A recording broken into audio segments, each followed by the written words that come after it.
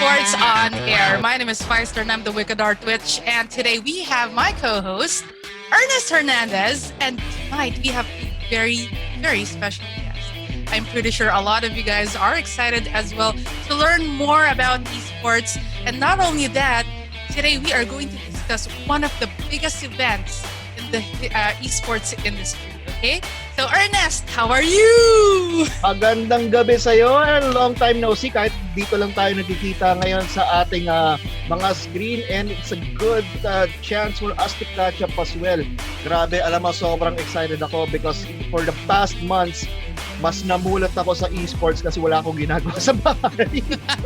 That is right. Wala akong ginagawa talaga kaya ito, buhay gamer and I love it. No? Alam mo, kumbaga, siguro that is one gift that the pandemic gave us is to catch up on our backlog games.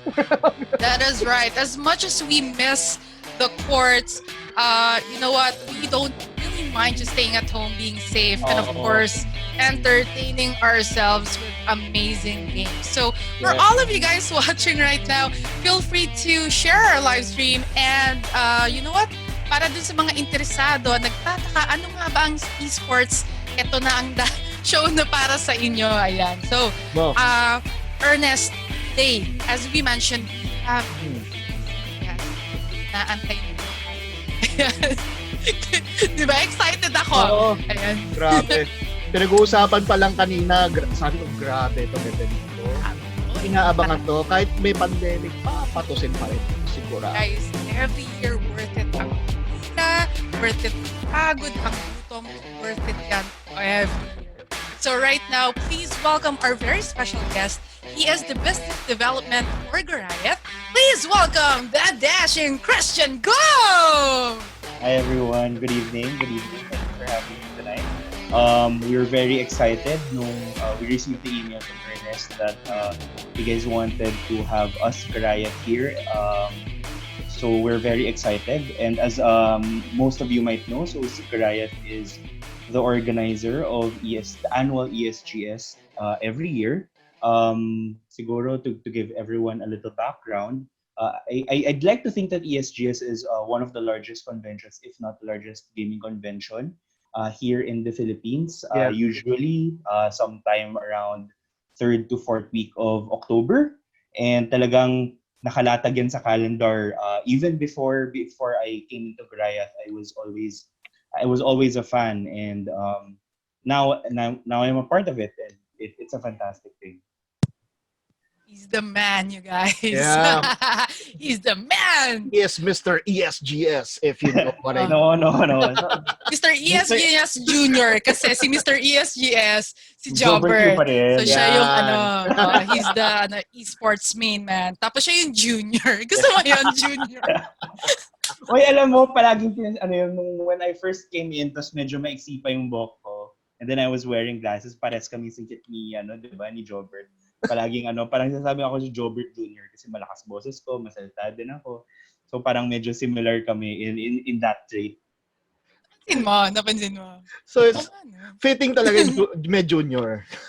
Junior talaga. Ano yun, coincidence yun, but now, in-adapt na niya.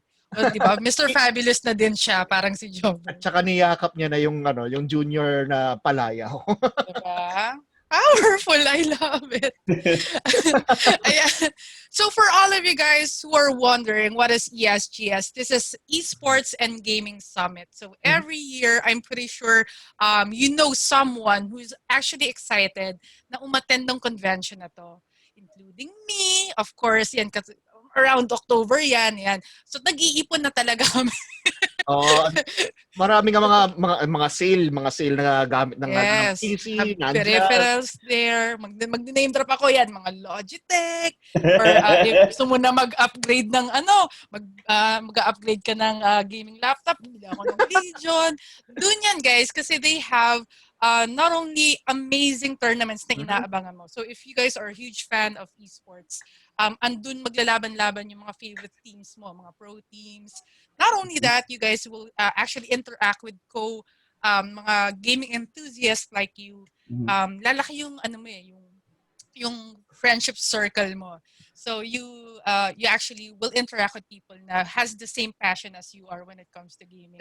And of course, Oh, like me, I love to shop. Exclusive discounts lang meron doon sa ESGS. Proven and tested every year. That's why I shop ayan, there. bargain hunter ang tawag dyan. Yeah. So ako practical ako ah. Alam ko kung ano yung, hindi ako expert, but I know what I need. And then I get it there like sobrang sulit. So right now, let's get to know more about Sir Christian. Ayan, si Oo. Christian Jr. Ayan. Si So, Junior, kakausapin yeah, natin. si Pagkikilala Junior. natin siya ngayon. Junior. Ayan. So, since we all are gamers, is it okay if I ask, how do you define a gamer? My definition of a gamer, um, I wouldn't say that a gamer has to be someone who's hardcore, yung he really dedicates or he or she really dedicates a lot of their time playing games. Pero I would consider even someone who plays casually like Candy Crush or anything. I'd say we can consider that kind of person a gamer if we're very broad on the definition. Kasi games pa rin yun eh. Natutuwa sila, pastime din nila yun, di ba? So, like for example, parents ko, mom and dad ko, I wouldn't really say they're a gamer, but they enjoy games as much as I do, di ba? So, I'd say, I guess, by that definition, then they are a gamer. Yeah, as long as you play the game, you like the game, or you love the game, you're considered a gamer. There is a Mm. gamer in every one of us. Kahit nanay ko, mapa-Candy Crush yung nanay ko and everything, no? pati, Anak, ano ba to? pati yung Diba, anak, solitaryo. Oh! Natatandaan niyo yung yung mga iPack, yung mga pocket PC. Kinukuha ng nanay ko para sa solitaire, yung may may stick.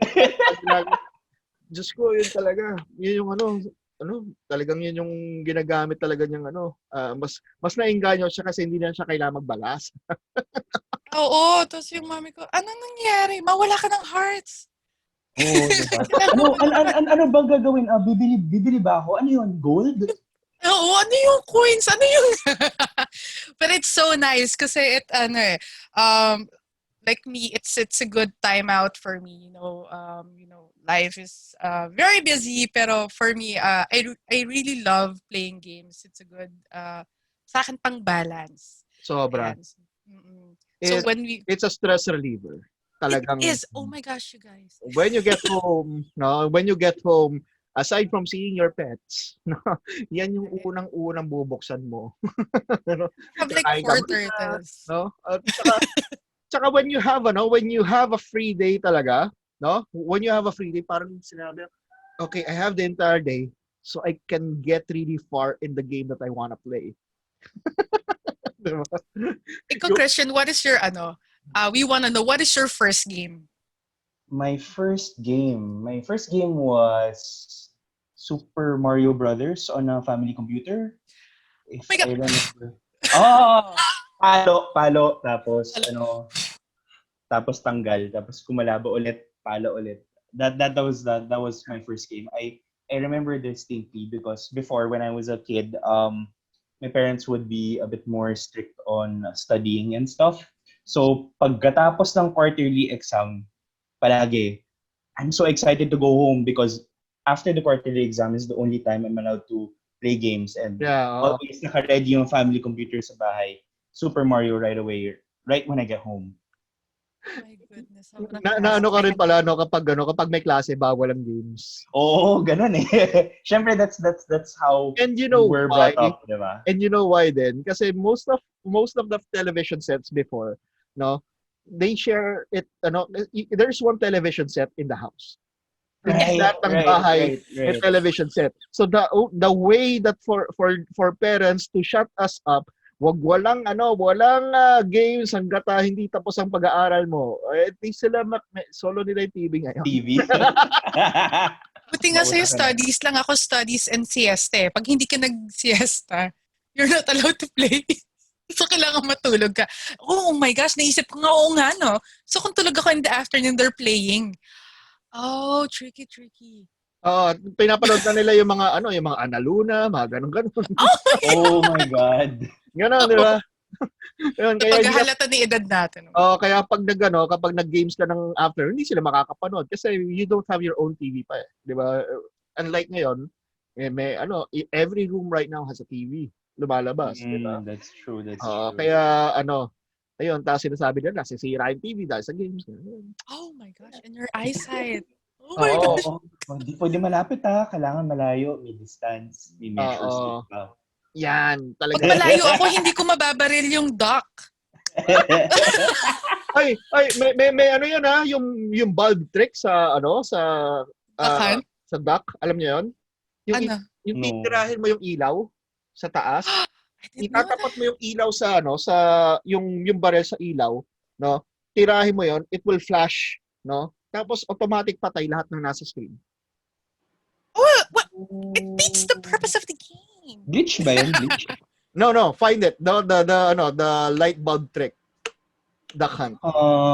Interesting. Parang ito yan, no? Kasi nauso na yung YouTube, di ba? Meron palang ganun. And then may yung mga comment section sinasabi nila, why did I just know this now? Kasi maraming asar na asar doon sa aso. You know what kasi talaga, yun ang number one, yun ang first mortal enemy ko yung aso. Yung pag hindi ko hindi ko nabaril yung duck, yung pagtatawanan ako. Yun na nga eh. That is one of the first experiences of trash talking in our lives. Sabi niya, Tinatrash talk ka ng dog. aso, di ba? Mean dog. Oh my gosh. Tapos minsan sobrang inis mo, tinatry mo siyang barilin. Yeah, no. So, siya mismo gusto mong barilin talaga, di ba? So, yun, parang duck hunt, yan, yung ultimate bonding with friends, Contra. Oh, yes. Contra. Ultimate Classic. bonding with Classic friends. game. Parang you feel like soldiers while playing it. Tapos parang, I don't know if it's the same era ni Rambo. So parang it really did hyped up na. Actually, I'm like Rambo. Ganun. Actually, those two characters, if you look at the resemblance sa animation nila, si Schwarzenegger at saka si Stallone yun. Oh, di ba? I knew that. We are searching the... Freaking gamer ever since. Come on. Di ba? Tingnan mo, yung isa dalawang buhok, yung isa it's Rambo and Schwarzenegger. Terminator. Ay, ano ba si They are the most popular action stars before. No? Parang so, Tama. kung inaano mo sila, di ba? Hindi mo nun, no? Hindi mo matatapos yung pag wala kang 30 lives. Totoo yan. Hanggang stage 1 lang pa ulit-ulit. Oo. Ang hirap kaya ng 3 lives lang. Tapusin mo yun. Tapos dalawa kayong sabay, tapos naglalaglagan lang kayo. Tapos sa waterfalls, kailangan sabay pa kayo. Yes. Nagpapatayan kayo, di ba? I wanna know the early memories for you guys. First time that you played Street Fighter. Oh my God. Ako yun. Hindi ko lang kung naalala niyo yung 2 pesos na hindi ko lang kung hexagon ba yan. Yeah. Kasi nilalagay mo sa arcade token. Sa arcade token. Yeah. And on my way to home. Yun. Sabi ko, oh my God, why is this girl has siopaw on her head? And she's so cute. I saw Chun-Li and I wanted to play. I want to know what's your early memories of playing. Si Christian una. Pati ako, in-interview na rin. First Street Fighter. It's a conversation. Oo. I never got to play Street Fighter until it came on console. Visited a friend's house. I don't remember which version of Street Fighter it was. I wasn't very much into fighting games. Kasi before. To all my Goliath FGC community, I'm so sorry. But I was never that much into fighting games before because I couldn't understand yung mga combinations that were being done. Bakit ako sa paksi pa lang ako tapos siya may fireball na lumalabas? Unfair. Guys, Hindi ako makalapit. So parang I was like, no, I'm done with this. I'm never gonna try. You know why, guys, he doesn't like it? Because he's a very nice guy. So there you go. Doesn't like fighting, so there you go. Ayun, so I felt it was so unfair. I was like, I couldn't figure out how these people were doing up, down, side, and then AD or something like that. And I was like, what's happening? Tapos ako low kick lang ng low kick. Ah, di ba yung pindot ka na pindot na gano'n sa orang Low gigil? kick lang ng low kick kasi parang I couldn't understand what was happening. So I never really got that much into it. And naging spectator na lang ako over time as opposed to a player. How Mahirap about you? talaga. Ako? Actually, first encounter ko with with Street Fighter, um, no, medyo lumalabas sa edad no. I was playmates with Luis Manzano, no. Dinala niya ako sa bahay. We played Street Fighter, and he kicked my butt all the time, no. This is the first time I played it, and you've been playing this for parang araw-araw kami naglalaro, no. And then yun nga, no, and then syempre I got my own Super NES, no. Alam mo yung daliri mo namula dito kasi ganun ka ng ganun, di ba? Tapos yung dito mo yung sumakit na rin yung dito mo. Yes. And the ang L1, the oo, LR. pero and then I realized na gumagaling ka sa bahay, no.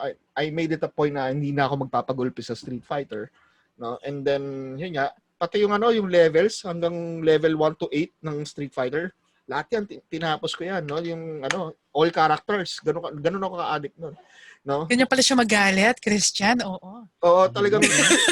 And then ang na-realize ko, yung skills ko sa Super NES hindi ko ma-translate sa arcade.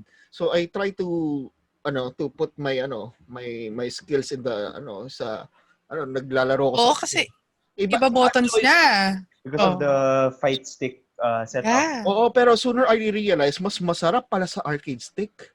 Yeah. Ang sarap maglaro sa arcade stick. Tapos yung dun kasi sa Super NES hirap na hirap ako kay Zangief yung 360 tapos yung spinning pile driver. So when I got to the arcade, nung inikot ko ng ganoon tapos nasa spinning pile driver ko sila, pucha, Zangief is my guy. So, everyone is playing Ken, everyone is playing Ryu. Ryu. But I'm Zangief, my God, no. I'm gonna put you to 2 spinning pile drivers and you're done. No, although marunong naman ako mag Ryu, no. I'm a Ryu guy, no. And a Guile. Those are the 2 guys. Kung gusto ko talaga bugbugan 'yon. Pero kung gusto ko mang-asar, Zangief. Sa akin kasi parang wala akong choice nung first kasi nag-iisa lang siyang girl. Chun-Li. Si Chun-Li. And then Pero nakita ko si Dalsim. Parang, dude, you cannot go near me, man. Haba ng reach, Yeah. Sabi yun, ang daya mo. Tatanan ko parang, dude, you're down. It was revolutionary talaga yung Street Fighter. It was one of the first esports. No, pero ang mas ko yung yung mga X-Men versus Street Fighter. That is when I started hindi naman competing, no, but I started yung pinipilahan ka sa sa arcade. Oh. Right. They wanna kick your butt pero no one can, no, pero ganoon, no. Ayun, Zangief din ang ginagamit ko doon. Ang mas maganda pa nga kay Zangief doon, meron ng boses. Urigato, Brankovic, brata! mas nakakaasar siya doon, no? Baka makakita ka ta, Ernest, ganun na lang yung buhok mo. Yung mohawk. Seryoso. Diba, I was so addicted, no? Tipong sige, anong gusto mong karakter ko? Magneto Juggernaut. Sige, laban tayo. Magneto Juggernaut. Ikaw, Cyclops, Wolverine. Di ba? Pero ako, Magneto Juggernaut. Gulpi pa rin. Si Juggernaut, ang laki. Kalahati na sa kanya. Yes, di ba? That's right. For me, mas madali siyang bugbugin eh. Tapos, nakakaasar yung Juggernaut Punch! Juggernaut Punch! Ang laki-laki susuntukin yung tapos babaon pa sa lupa. Yun yung those were my first encounter of esports competing, no. Pero yung mga pusta-pustahan lang di ba? Sige, ka, 5 token lagay mo, 5 token. Kung sino manalo, makakuha ng 5 token. Ganun lang dati. But dati, the first competition that I joined, was Tekken Tag. Ayun, Tekken is good, no? Pero Street Fighter. I wished I followed through Oo. Yeah, when I watch Tekken tournaments talaga. So familiar ako, parang sabi ko, shucks, sana tinuloy ko to. I don't have the time anymore. But again, di ba? So parang there's this thrill if you Yeah. compete on tournaments like that. So like other tournaments, why is it that nowadays mas hype to bakit mas gustong-gusto ng lahat watching teams compete within esports? Why do you think, Christian? Well, personally for me, like for example, before arcade, when people go to the arcade, ako for me, is that the people within that arcade lang yung magkakakilala. Yeah. You probably see the same faces. You probably see, familiar. Oh, siya yung magaling mag-Tekken or siya yung magaling mag-Street Fighter. Yeah. Mahaba yung pila niya kasi di siya natatalo. You know, but that's limited to that place only. Someone who's amazing in Mega Mall, there's someone amazing in North EDSA. But, di naman sila, alam mo yun, di naman sila parang nagkikita, di ba? And so, I think from there, the community started to grow. People started to parang jump from one place to another. And then, when it got digital and people could watch it, and there were people who would explain to you what was happening or what was being done. It adds a level of fascination for me. Like how is that kick happening? Or how is he making that dunk? How is that alley-oop happening? These sorts of things. So kasi parang kung di mo naintindihan, sige, ayoko na, bitaw, alis. I'll try to figure something else out. But if there in some way it can be explained, diba? And it's accessible to you anytime. Then, diba? Babalik-balikan mo yon. Sige, I want to learn more. Sige, what is this about?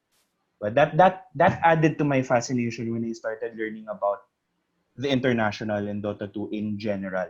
That was my first parang namulat mata ko sa esports. That it was through that. Na parang, they were explaining how this was happening or that was happening. Yep. Pero I can remember the first, yung mga parang ganyan is Ragnarok. Diba? Ragnarok was one of those games na talagang bibili ka ng yung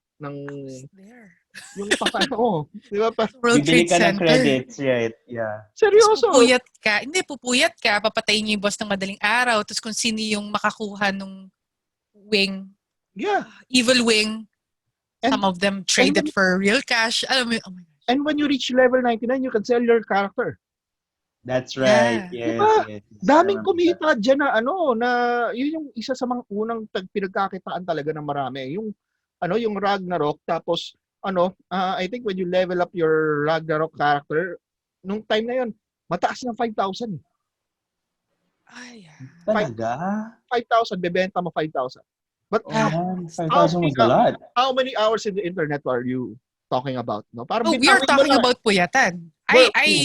Binawi mo lang kuryente mo Binawi mo hindi lang pa gaanong uso yung computer shop. Me and my friends really did just bring our desktop to our friend's place and then we go there.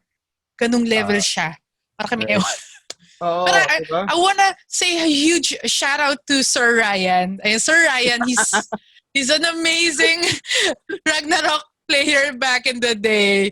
Ayan, he's part of my Play Park family. Hi there, sir. Alala kita bigla. He has amazing stories about that. I don't know if that is the first, no? Kasi yun yung mga times na pupunta kang internet shop, you will form teams tapos you will try to kill this monster. Diba? Yeah. Yun yung mga simula talaga. No? Kaya madaling araw yun, friend. We would eat burger machine kasi na-open ng madaling araw. Sobra. Doon nauso yung mga suntukan sa Oh my God. Tsaka Counter-Strike, yan. No? Counter-Strike, definitely. If you're in Lasal, you know Warzone. Alam mo yung Warzone, no? Yes. Yung Warzone, yun yung pinaka-astig na tambayan dati doon. Ang sarap pa ng pagkain. That is the place to be. That's where Oo. you spend your allowance, guys. Oo, Back in the alam day. pa lang Warzone na, di ba? Marami na ring kwentong Warzone, yung mga nagsusuntukan sa Counter-Strike, ganun-ganon. I know, they're, Oh, and then they get insulted if I kill someone because I'm a girl. yeah. The first time that I got triggered, kasi yung Counter-Strike, di ba? May skins na pala nun, no? Hindi ko alam na may skins. No? Talaga ba? Oo, and ewan ko lang kung paano nila nagawa. Pinalitan nila yung sundalo to Vegeta. What? Seryoso? Tapos makita mo, bang, pumatay ka. Tapos kita mo may may naglalakad sa harap mo, Vegeta na may baril. Seryoso? Seryoso? May ganun, no? Ewan ko lang. Anong, weapon of choice mo, Christian? Sa CS. CS, man. Hindi rin ako big CS player. I think the last time I played CS was grade 4? Mm. Ako, I'm a sterog. So, rat-rat talaga ako, famas. I'm a sterog girl. So, hindi ko kayang mag-sniper. Pasumado ko. Pero I push, I attack. Till now, special force ako eh. Pero hindi ko kaya mag-sniper. I don't know. When you get old, you become a sniper. Abang-abang. Gilid-gilid lang. Dati, I'm an AK-47 guy. I see. I love AK. Rat-ratan tayo. May isang beses pa nga, usapan kayo. Okay, punta tayo sa isang kwarto. Labasan ng kutsilyo. Kutsilyo lang! Knife fight no?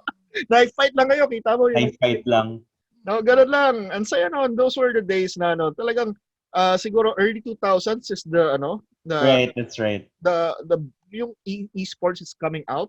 Pero in the 90s, yun nga, I'm researching, no? Meron pala mga Street Fighter tournaments in the US. No? Right, yes. Meron na. Sana ganun dito noon. That was, I think, yung growth and time of prominence ng palabas pa lang sila Daigo, ganon. Yeah. Oh. That was about that time. Dito sa Philippines, parang when you get to this is my hangout place, no. Pag nagka-cut ako, nasa Mega Mall ako. Kasi ang eskwela ko sa Makati. Layo. Oh my gosh! Pero that was the go-to lang di ba? Wala na anywhere in between before Pag pumunta ka sa Mega Mall, walang teacher makakahuli sa'yo. Okay, you're being smart there. Okay, you're smart there. No, I'll give you that. Okay, ito I forgive me my teachers if you're gonna watch this, no? Pero 7 o'clock, 6:30 in the morning, I go to school. No? I don't go to the school. I go out. Inaantay ko, tapos yun nga, tatawag ako ng taxi. Then me and my buddy, no, minsan tatlo kami, nagka-cut kami. We do this like once a week. No, kaya medyo nagkaroon ako ng masamang grades dati because of that. No? But isipin mo, nagkaroon akong masamang grades dahil sa games, di ba? Pero I'm like the worst I'm the worst na nagkakating. Normally pag hindi complete ang school uniform mo kasi you get sent home. Yeah. I don't cut. I go home. No one's home. I got my PS1 at home. I got food at home. Pero yun nga, 'di ba? Pero ito yan, naka-t-shirt kami ng school namin noon. Tinatanggal namin para kaming pagdating namin sa loob ng taxi, para kaming si Batman, si Superman, nagpapalit sa loob ng kala mo civilian. Okay, we're free. Ganon. Tapos since it is 6 o'clock, no? 6 o'clock, we will ride a taxi. We will arrive at Mega Mall at around 7:30. Tambay lang kami doon hanggang mga 9:45 until 10 o'clock magbukas ang arcade, no, and we will play until 3 o'clock. Then 3 o'clock kung kailan dismissal na ng mga tao, doon kami uuwi. So, na ulit. Oh my gosh, kids. Pagtularan char. Parang iniisip ko, busang gala pag ako nagkaanak, ayoko maging ganito yung maging. Kaya nagagalit yung mga magulang mga ganitong examples yung ko pa noon, I think it's X-Men versus Street Fighter, pati si Norimaro, kinabisado ako si Norimaro. Kaya kids, you cannot do that now. We did it. Kids, don't do this. Don't Do do this not. once we get back to our normal lives. Don't do this. I gave you an idea, Study hard. but Diba? still, Malay mo next time, kayo na ang oh, mag-handle ng ESGS. I love it. Gusto mo yan? Gusto mo yan? Diba? Why is it, people want to know, why did you guys came up with ESGS? I know yeah, that you guys were able to travel and you were able to see all the tournaments that they had. yes. Why did you decided to bring it here? And for those who are quite new to this, no, how many years, no, and has been this, yung ano, gano'ng katagal na tong tumatakbo. So, run us through that simple history about ESGS. Well, I think si Jobert would be probably might have been the best person to ask about that, no? But if I'm not mistaken, ESGS has been started at 2014, and ang alam ko kasi dito is si Jobert was going around to different places, and he attended different gaming conventions, and he was, I think he was wondering why there was none around here in the Philippines, or rather parang may mga maliliit lang. Okay. No one was really gathering people of the same hobbies together, and so that's when he got that's when he figured out that he wanted to do ESGS. If I'm not mistaken, before his setup was sa Mineski office. He would Okay. have his own small table there, and that's where it all started, that setup, and then he brought it all together. And last year we celebrated our 5 years, and this is our sixth year this year, with it going digital. Speaking of, do you believe that having ESGS would give like chance for upcoming gamers who's actually chance to compete? I'm sorry, nag-cut ka somewhere in the Ay, middle. sorry, Yeah, sorry. yeah, yeah. Was it okay? So, do you believe that having a convention like this, does it give opportunities for aspiring gamers to be pro or basically just join tournaments? Kasi alam mo back in the day when there's exclusive lang like pro gamers lang and pro gamers lang ang normally done. But when we go to every year, nakita ko is they actually give, alam mo, nagpapa-tournament, look for aspiring gamers as well para mag-compete. Mhm. Kasi hindi lang isang tournament yung makikita mo sa ESGS eh. That's right. There's a lot. Do you think that you guys were able to like give opportunities for them? Well, always, I think the priority for ESGS has always been to bring together everything about gaming into one place. And with the great support from all of our partners, and of course PLDT, who has supported ESGS for many many years now, it then became a breeding ground and an opportunity to for other brands to want to engage in different forms of games. Tapos because being a pro gamer kasi is so parang exclusive, like you said, but then there's like a whole number of people out there who just play games on a casual level but don't necessarily have to compete on a pro level. So they're amateurs, they're casual gamers. So in the off chance that they can get something, so they will join this tournament. Oh, may cash prize just in case. I play naman every day, naglalaro naman ako, nagpa-practice naman ako sa bahay kasama ng friends ko.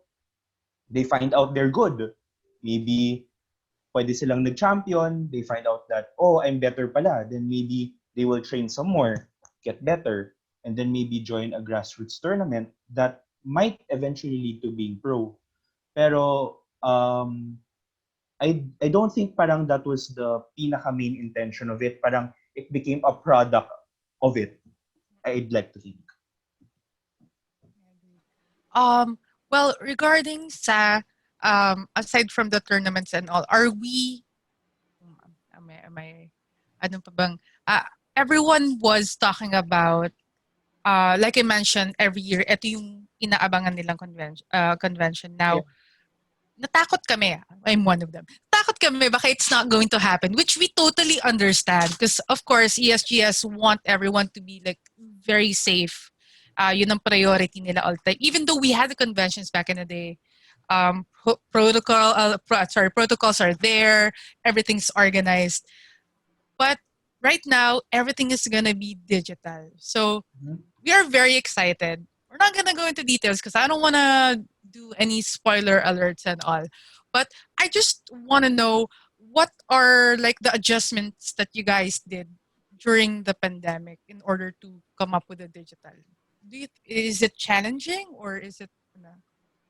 Um, Siguro to give everyone a background, I've been through a total of 3 ESGs. So I entered Goliath Concepts with Jobert and Richard in 2018. And I originally handled the main stage. So I was handling the main stage program. And then 2019, I also did the same and handled a little bit of everything until this year. And what I've noticed throughout the last 3 years was going digital is a very, very separate and different kind of beast and challenge altogether. Normally, we would let brands do their own thing. Parang they can set up however they please sa main stage and we'd have to facilitate it. But this year, because it's a show, you have to picture it as a whole program now in its totality. Okay. And what will be the peaks of your program? What will be the best points of your program? How will you keep viewers entertained when you're going through hours of different segments? And that's a first, I think, for all of us because parang kung iisipin mo parang nanonood ka ng telenovela. Sorry guys, bad example. Telenovela. I've been very much into Korean novelas Watch During the that. pandemic, this pandemic. Paano mo iipit na parang susubaybayan nila tapos papanoorin nila ulit yung susunod? 'Di ba? It's as simple as how do you keep people entertained? How will you present this form of entertainment that's amazing on ground? But how will people take it if it's digital now? There's no hype, there's no crowd cheering, 'di ba? So paano mo i-translate yung that kind of content now to something that we're just watching on screen? Kasi, 'di ba, if I'm not mistaken, yung ESGS dati on ground when we watch on live stream, mararamdaman mo yung hype ng mga tao sumisigaw eh. And then you're at home, parang you're feeling like you're a part of a whole or a bigger thing from what's happening on ground. But this year it's gonna be very different, 'di ba? There's nothing like that. So how then do you allow people to still feel a part of a whole? And I think that was one of our bigger challenges for going digital this We can't wait to see the Christian magic this year. Ay, gusto mo yan? Binigyan ko na talaga ng title. Ayan. So, Ernest, do you have any questions? well, eto no, since ano, we are in a pandemic right now, no, and sinabi nyo nga kanina na maraming nangamba na alam mo yan, na this event could not push through, no, maraming kinabahan, no, but year. how will it happen? No, parang I want to know what are the things that I know you can't bear everything Yeah. right now, no? But what can we bear right now? Kasi how will you replicate the experience for everyone, no? Kasi That's like where this his is gonna be magic comes in. this is quite different, no? Like a 5-star, she's gonna look for those discounts. She's gonna look for those bargains. How will you replicate those things right now? Well, it's going to be a bit different. That part I cannot say how we will translate it yet because that reveals a big part of how we recreated the program. But I'd like to think that we're bringing in new forms of content Okay. that will engage the viewers from home and how it will be presented to everyone, how everyone will digest it. Na it will be very much enjoy it. But that's the extent that I can talk about it because I cannot share anymore. Am I going to see your famous suit? Kasi every year nakasuit si Christian. So, you can see him walking around. Kasi pag Yeah. nasa stage ako, di ba, he's very busy with his ID, pero he's in a suit. So, kung kami, we're very casual. Si Sir nakasuit. Oh, busy man, passing through. Palagi may sinisigawan no? Guys, Naka-game face. sorry. Naka-game face siya. Oo, Oh, game naka-game face. face siya. Hindi namin mabati, but it's okay. He's doing his job, which is amazing, by the way. You're doing a great job. Ito nga yung Eh, Sir Christian, no? Ito yung sinasabi ng mga event. Talaga, from Ito, Christian to Sir Christian na ito, bigla. no?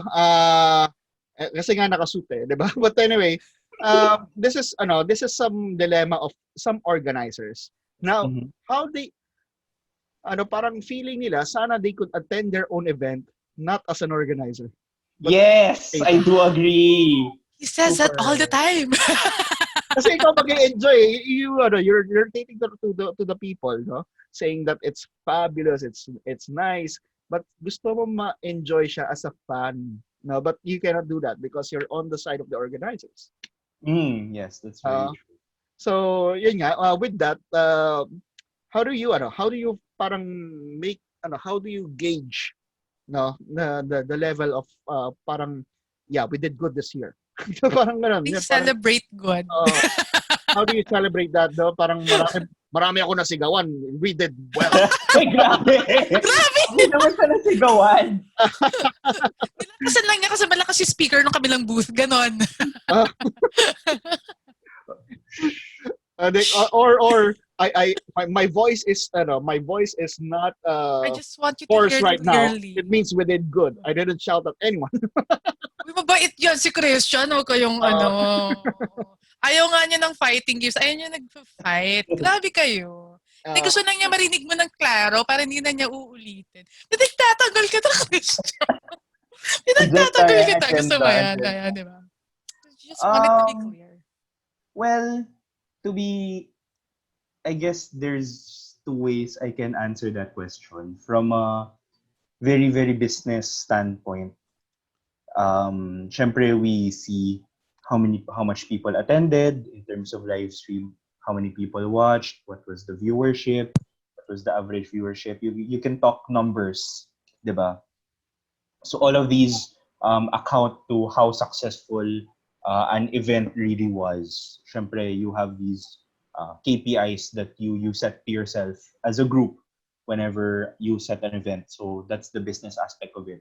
Syempre, there's the financials aspect of it. But for me, whenever we pull it off every year, I think that's already parang a benchmark, or that's already a success point for me. Every time we go through that grueling 1 week. Kasi to other people, what they see on ESGS is the 3 to 4 days that they see it on ground. What most people don't know is that it actually starts the Sunday before, when we open up the ingress for ESGS, and that includes setting up the booths, putting the markers, talking to other brands that are coming in on how they will set things up.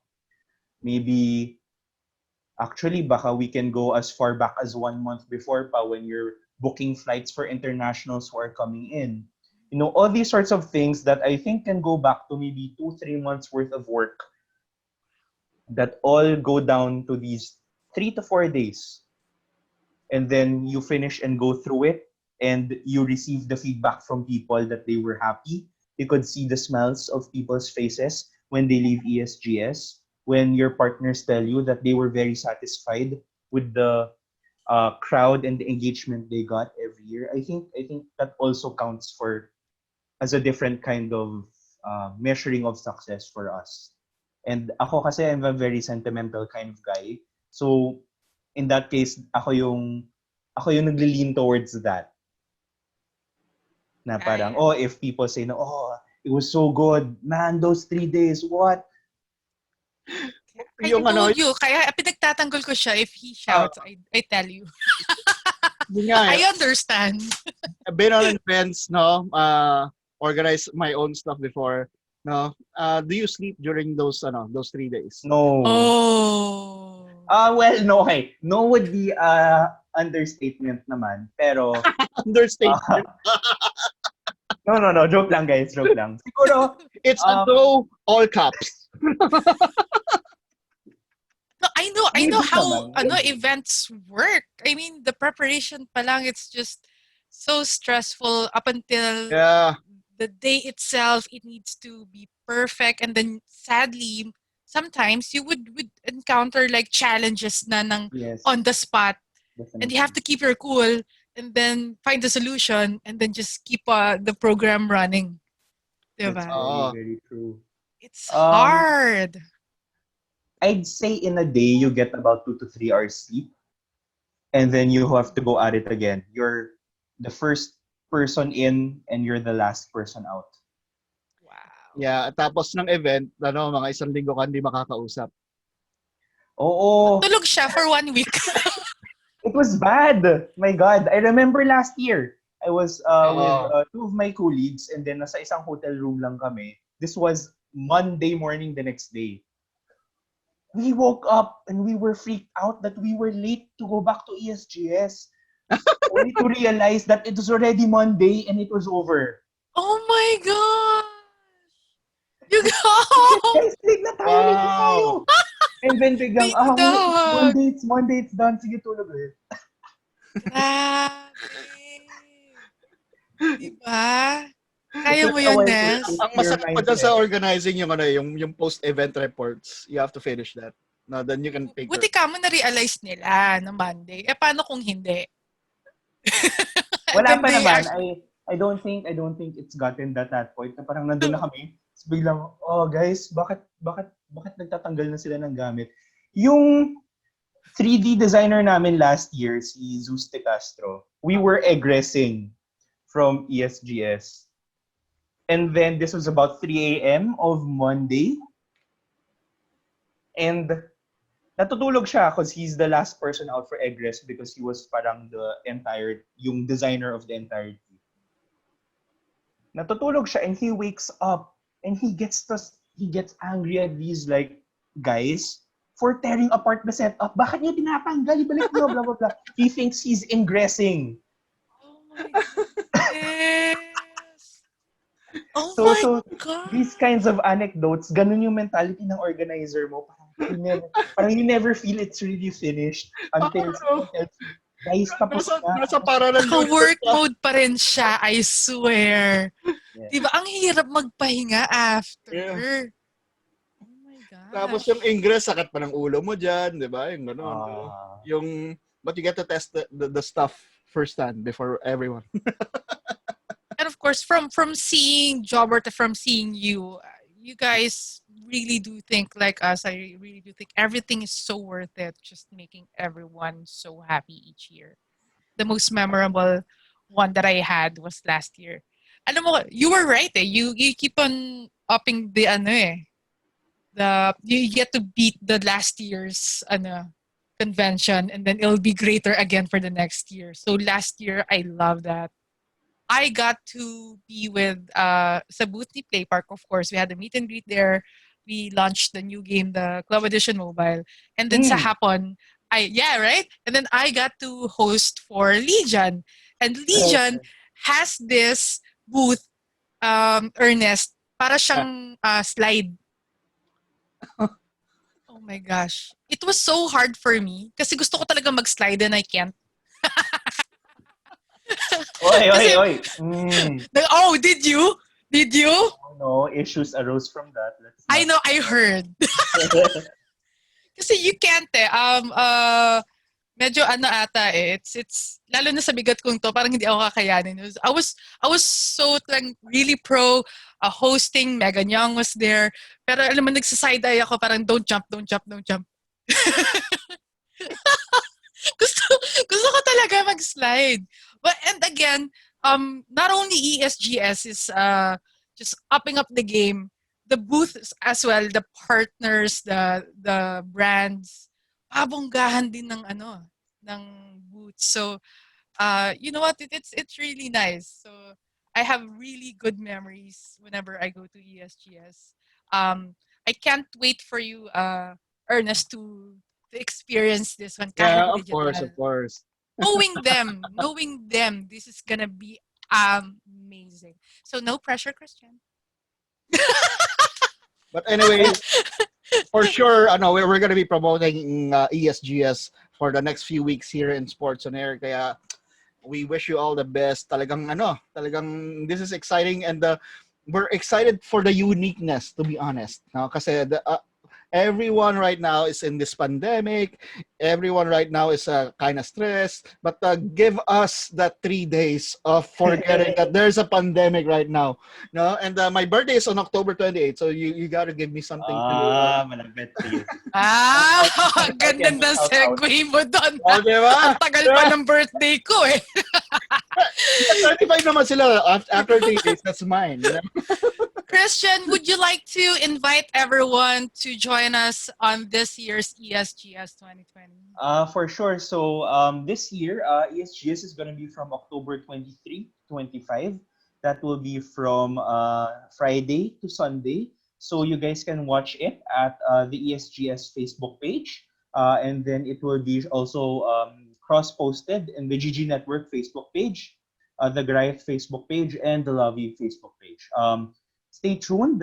Definitely, we will be progressing with the announcements of which brands and which games and publishers will be joining us this year. So we will be promoting that in the next few weeks.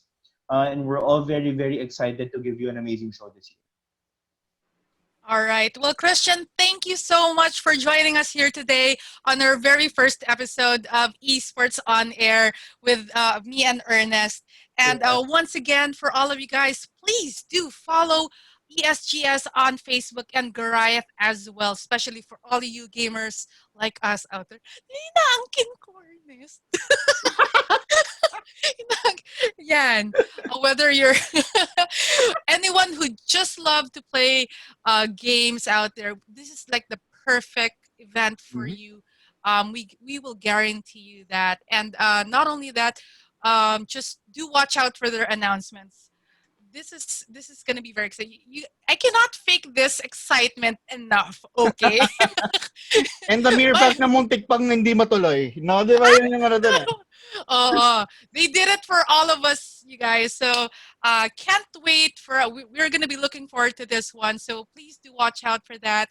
And not only that, we would like to. I would like to invite all of you guys to please like my page, that is Darkside Studios, and share this live stream as well. This is just gonna be the first, and we have a lot of things in store for all of you.